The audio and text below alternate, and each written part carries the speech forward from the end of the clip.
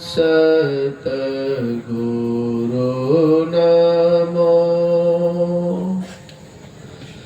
जा सम को न आन परम पुरुष होते अधिका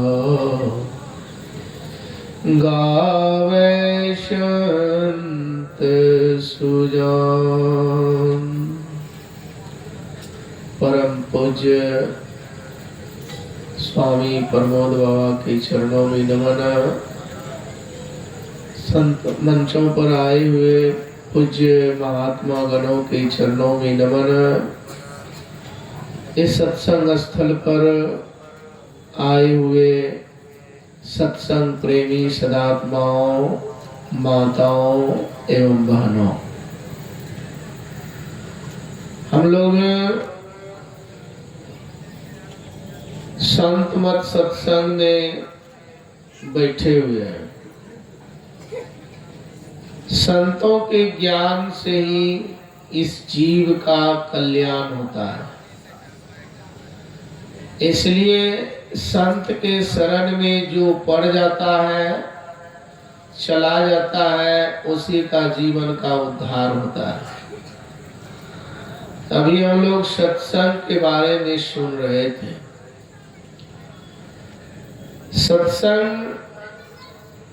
में जीव को रहने के लिए, चलने के लिए, बोलने के लिए, बैठने के लिए ये सारी ज्ञान सिखाया जाता है, जिसको व्यवहार ज्ञान कहते हैं।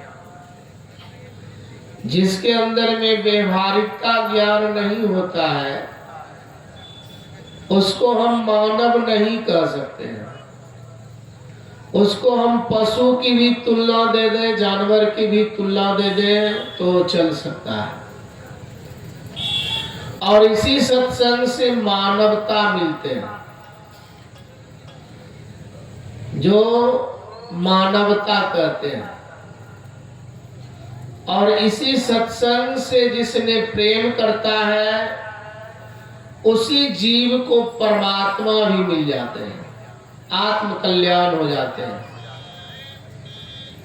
अभी हम लोग संत कबीर साहब की वाणी में सुन रहे थे, मैं तो आन परी चोरन के नगर। पहला शब्द है मैं कौन। इसी को जानने की इच्छा हुआ देवताओं के राजा इंद्र को और राक्षसों के राजा पुरोचन को।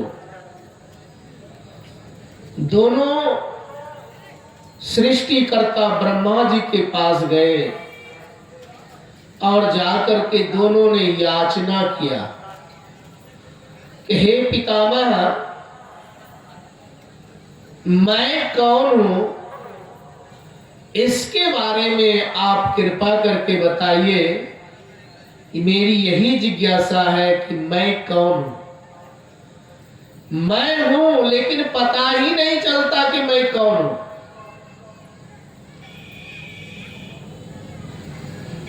तो ब्रह्मा जी कहते हैं कि आप लोग जाइए, 25 साल तक ब्रह्मचर्य का पालन कीजिए। दोनों को भेज दिया ब्रह्मचर्य का पालन करने के लिए, सदाचार का पालन करने के लिए। दोनों 25-25 साल ब्रह्मचर्य पालन करके आए। तो पूछा कि आप बताइए कि मैं कौन हूं। तो कहा कि जाइए दर्पण में देख लीजिए, जो दिखाई देगा परछाई वही आप हैं। दोनों गया जलाशय के समीप, और वो जल में जैसे देखा, तो जल में क्या देखेगा, शरीर कौन देखेगा। जैसे हम लोग अभी सभी कपड़ा पहने हुए हैं, अब कपड़ा देह में लगा हुआ है तो क्या देखेंगे? कपड़ा को देखेंगे कि देह को देखेंगे? तो देह को देखा। सदाचार का पालन किया था, शरीर में रौनकता था, तेज था, चमक था। तो राक्षसों का राजा जो विरोचन था, उसके मन में हुआ कि मैं देह हूं, मैं देह ही हूं और कुछ नहीं हूं। और हमारे धर्म शास्त्र कहते हैं कि देह को मानना सबसे बड़ा भूल है, देह को मानना सबसे बड़ा ज्ञान है, देह को मानना सबसे बड़ा पाप है। देह को मानना सबसे बड़ा पाप ही नहीं, सारे पापों का बाप है। देह को ही मान करके हम सारे कुकर्म करते हैं, अकर्म करते हैं, जो नहीं करने का वही कर लेते हैं, किसी का अनादर भी कर लेते हैं। विरोचन ने सोचा कि मैं देह ही हूं,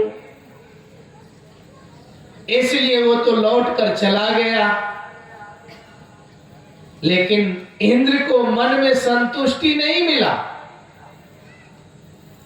कोई भी विषय में जब तक संतुष्टि नहीं मिलेगा तो रुक नहीं सकता है, संतुष्ट होना चाहिए।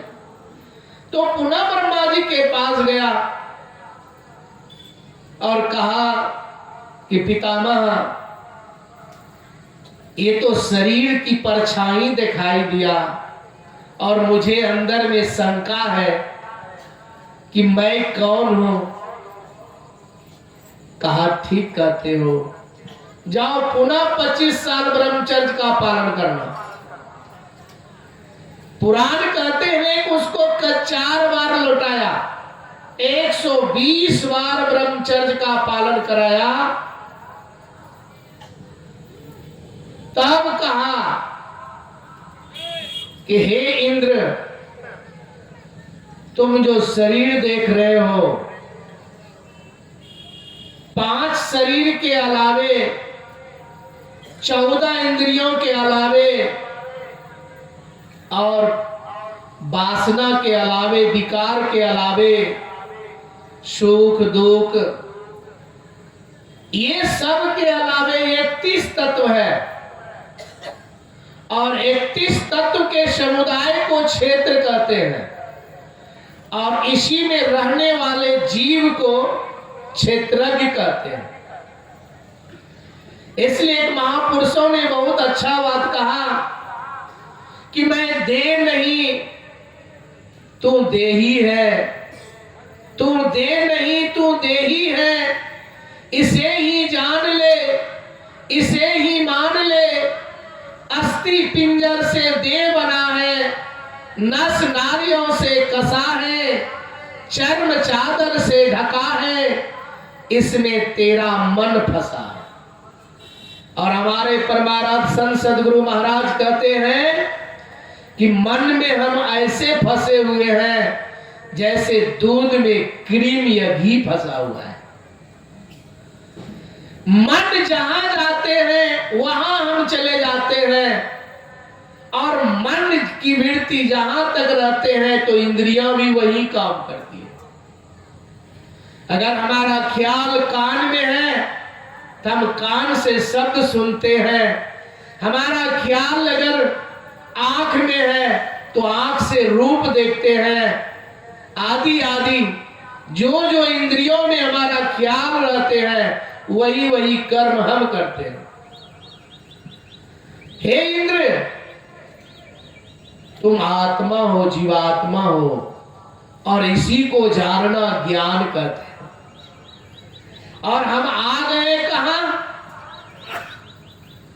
तो परमाराध्य संत सद्गुरु महाराज कहते हैं, तुम उत्तरी पर ही हो तब माही, अब पीव निशब्द में, यही ते पर गयो दूर, चलो निशब्द में। इसलिए कबीर बाबा कहते हैं, मैं कहां आ गए? तो चोर के नगरी आ गए। चोर किसको कहते हैं? अंधकार ही अंधकार है, और चोर को अंधकार ही अच्छा लगता है। चोर चांदनी रात नहीं भावा, चोर को चांदनी रात अच्छा नहीं लगता है। और हम लोग भी क्या कहते हैं कि सत्संग बिना जिया तरसे। तो हम लोगों का भी वही चोर के नगरी में आ गए हैं, विकारों में सड़ गए हैं, इसलिए सत्य से जिया कतरा रहा है, सत्य से पीछे हट रहे हैं। सब कोई जानते हैं कि झूठ नहीं बोलना चाहिए, चोरी नहीं करना चाहिए, नशा का सेवन नहीं करना चाहिए, व्यभिचार नहीं करना चाहिए, निंदा शिकायत चुगली नहीं करना चाहिए, लेकिन जब करने की पारी आता है तो कितना मस्त होकर करते हैं, ऐसा लगता है कि सारे पर पोटी मिल गया है। निंदा करने में उतने मशहूर हो जाते हैं, झूठ बोलने में, घूस लेने में, पता नहीं क्या क्या नहीं करते हैं। इसी को साईं बुल्ले शाह ने बहुत अच्छी बात कहा, कैसी तोबा है तोबा न करना यार, दिलो करदा मुंह करदा दिलो न करदा।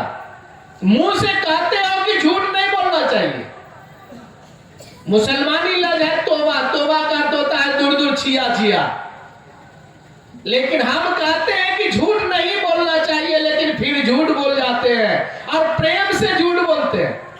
कितना सत्संगी भाई तो भी कहते हैं कि बाबा हम लोग गिरस्थ है ना, झूठ नहीं बोलेंगे तो काम ही नहीं चलेगा। इसलिए महापुरुष कहते हैं कि सत्संग बिना जिया तरसे,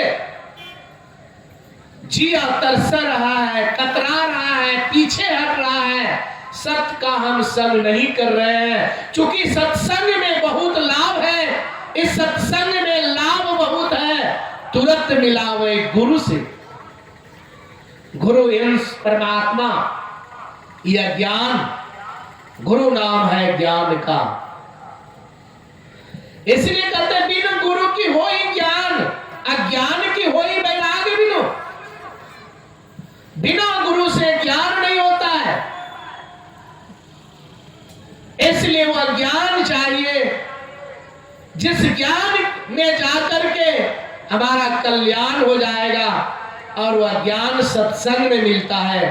ब्रह्मानंद की वाणी को सुना रहे थे हमारे फूल बाबा, सत्संगति जगसार साधो, सत्संगति जगसार, और अंतिम कड़ी में सुन रहे थे, सत्संग बिना ज्ञान उपजय, कर ले जतन हजार रे, हजारों उपाय कर लो, करोड़ों उपाय कर लो, लेकिन सत्संग के बिना ज्ञान होने वाला नहीं है। इसलिए कहा सत्संगति जगसार साधो, सत्संग ही सब कुछ सार है। और हमारे पूज्यपाद महर्षि साई स्वामी जी महाराज की वाणी में है, सत्संग बिना सोचो मानव, जग में वह ज्ञान कहाँ होगा जिस ज्ञान की छाया में जाकर कल्याण वहां होगा।